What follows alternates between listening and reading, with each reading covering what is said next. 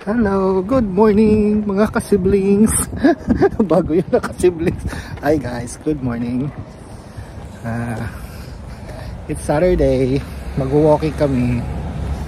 Pero today is a different kind of walking kasi may bagong bukas na supermarket dito sa amin.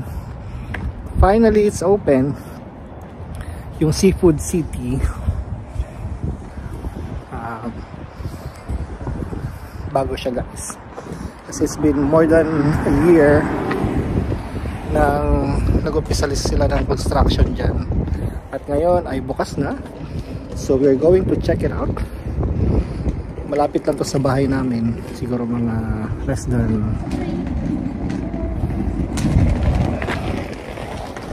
0.5 miles, lapit lang, kaya check namin. Kabubukas na lang nung July 31. Today is August 2. Kaya lakad tayo at tingnan natin kung ano ang meron dyan sa Seafood City. It's a Filipino supermarket. Asian supermarket kumbaga. Tara, let's check!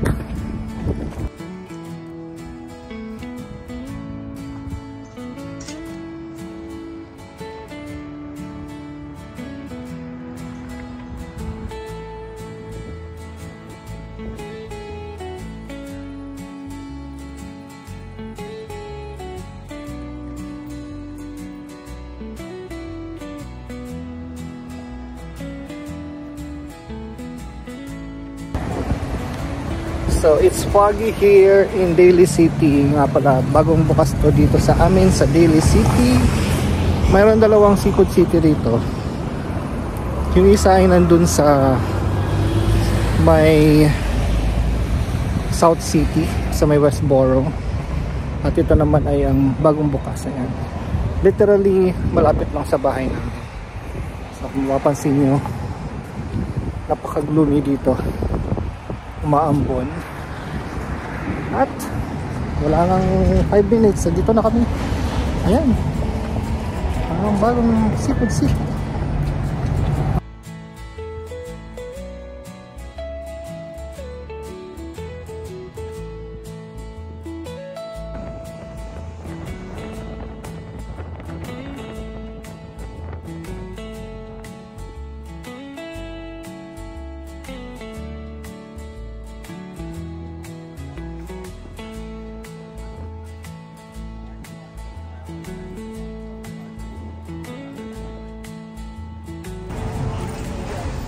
Ayan na nga, bukas na. They have new carts. New carts and let's go.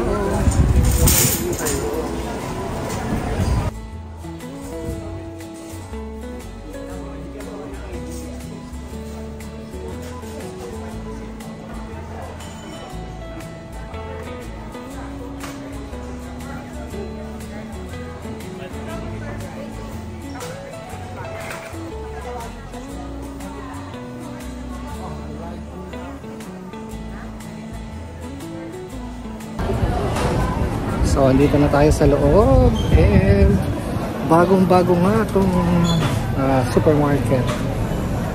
So, syempre, walang pinagkaiba sa mga supermarkets. May mga dito, may mga aisles kung saan makikita yung mga items na gusto yung bilhin. So, meron din dito yung Grill City at meron din bakers. Saka syempre dami-dami mga pagkain, of course. So ikot tayo, tingnan natin kung ano mga mabibili natin dito.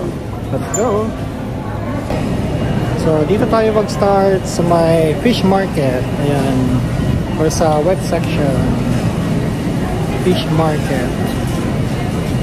Ito kumakabili ng mga live lobsters. Ayan guys, mga oysters, dungeness, mga clams,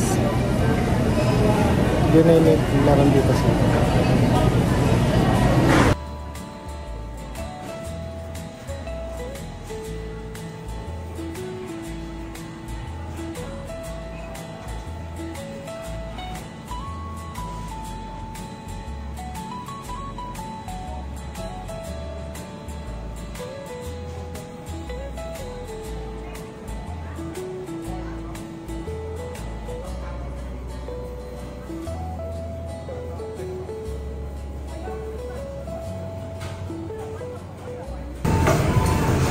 guys, pag kumuha kayo dito ng seafood, ay pwede kayo magpalinis dito.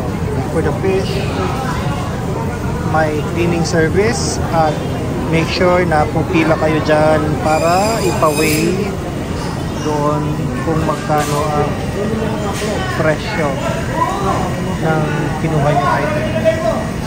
Dito naman sa likod ko guys yung yung meat section. So meron siyang mga buo-buo you can buy per pound. At meron na rin mga naka-cut or yung mga naka-pre-packs na. So you can just grab it whenever you want. Pero kung gusto mong bumili ng talagang hindi pa siya naka-cut, meron naman dito. So merong pork, may beef, meron din mga chicken, kung ano-ano pa. Napaka-convenient. For sure na fresh, malinis.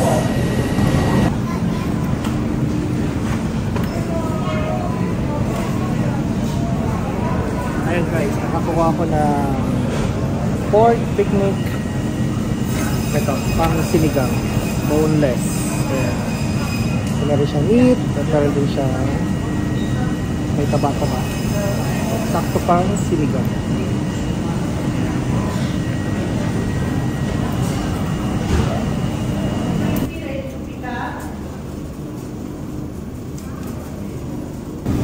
Nakakita tayo guys ng chicken, leg meat, boneless, at gagawin natin siyang chicken karage. Walang walang Thai. So ito yung napili natin. Sakto na yan.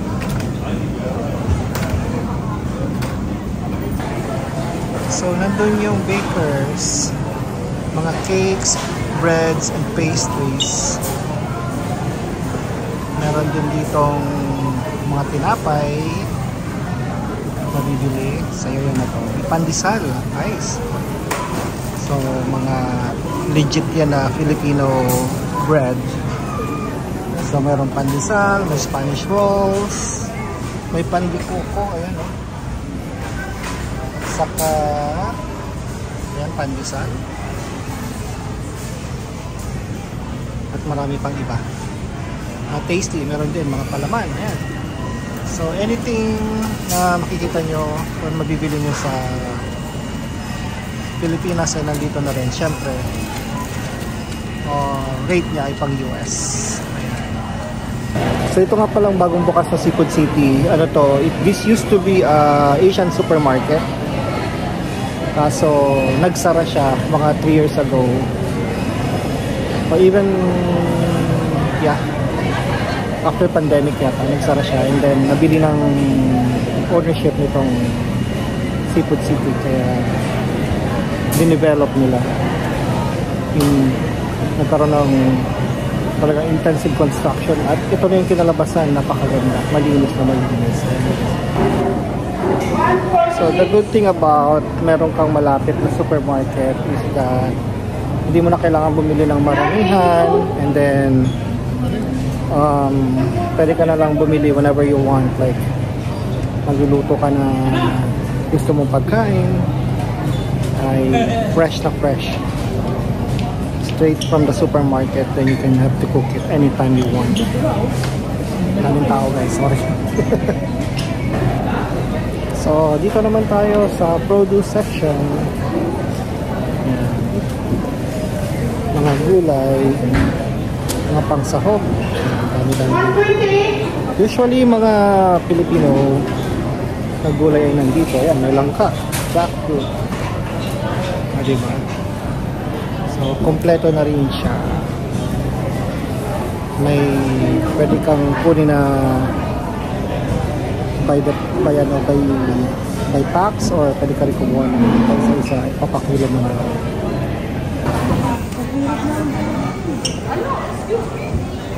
What is that? Ay, mangga kung sumabigat. Ha? Saging. Ito oh. Ito yung saba dito, saba. Ibang klase. Kung gusto mong kumain ng maruya, ayan. At meron din mga panghimagas na saging. Ayan, so dahil magsisinigang tayo, kailangan natin bumili ng ingredients. So yung daikon, ayan, masyado malaki. Kuha tayo ng daikon. At tingin tayo dito kung may kangkong. Kung walang kangkong, siguro ito na lang. Petsa, yan, merong kangkong. Pero Chinese kangkong to guys, masyadong maliliit. So ayaw namin ng ganito dahil ano siya, parang nadudurog kapag nasigang. Kaya ito na lang kukunin namin. Pechay.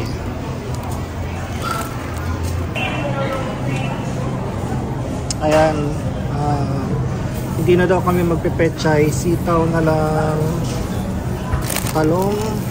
Ayan, talong. Saka yun, daikon. Yan na lang yung sasahog natin.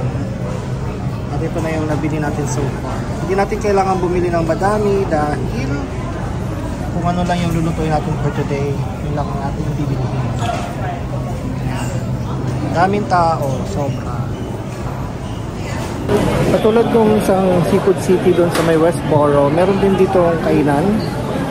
Pero mas pina-upgrade nila to dahil aside from the grill city na kung saan ka makakabili ng mga lutong ulam or barbecue, mga grilled seafood, and then pork and chicken na yung inihaw, ay nagdagdag sila ng ano, yung noodle street, or parang may mga dim sums and then may mga noodles, parang mami, may bulalo na meron siyang parang naka-plain, parang dun mismo niluluto. So meron din siyang dinagdag na sizzlers. So yung mga mahilig sa sizzlers dyan, may mga sisi, may mga bangus, at kung ano-ano pa. So medyo maganda siya, upgraded. The only thing is it's lunchtime, kaya maraming tao, super packed, haba ng pila sa all 3 stations.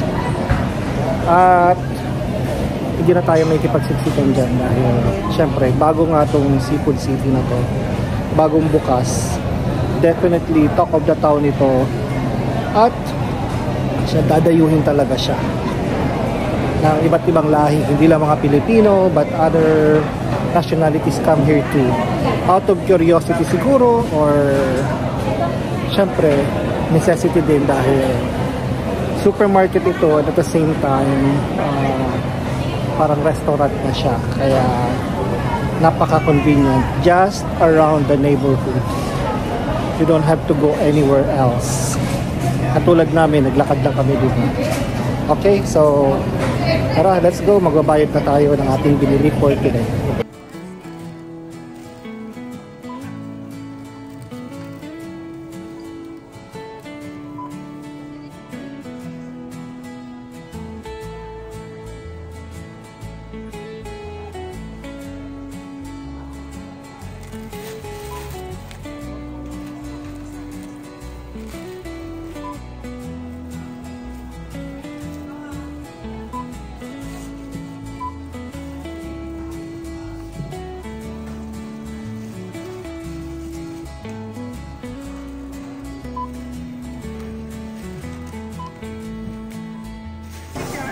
So just put it here. Thank you. Thank you. Thank you so much.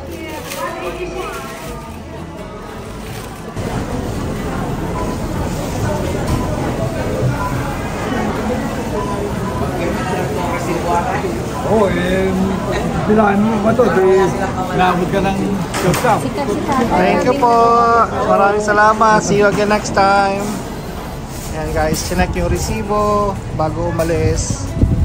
Just to make sure na lahat ng kinuha nyo ay binayaran. Yan, tapos na tayo mamili. At so far, so good.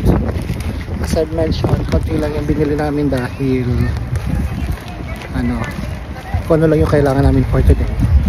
So technically, as I've said, this place recently opened, kaya expected yun na maraming tao. So pag pumunta kayo dito, make sure you bring a lot of patience kasi talagang siksikan.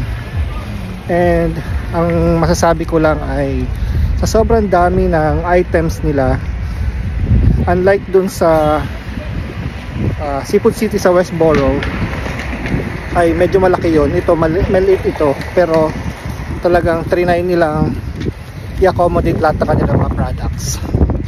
Pero overall, malinis, maganda, syempre dahil bago. I hope they maintain it and expect yung surge ng mga consumers anytime soon, or syempre on a daily basis, dahil as I've mentioned, nasa neighborhood lang siya at maraming Asian community dito sa may area namin, kaya talagang tatauhin yan, tadayuhin. But overall, with the opening, just been like 3 days na bukas sila, I can say that maganda siya. See, kahit ongoing pa yung construction, talagang maayos naman yung kanilang pagbubukas. Kaya I hope I can see you here, guys. Nakita tayo dito, kung hindi man ngayon, sa mga susunod na araw. And that's it for our video. Dito kami sa Daly City, sa bagong Seafood City. And yan, maraming salamat sa panonood ng video na to.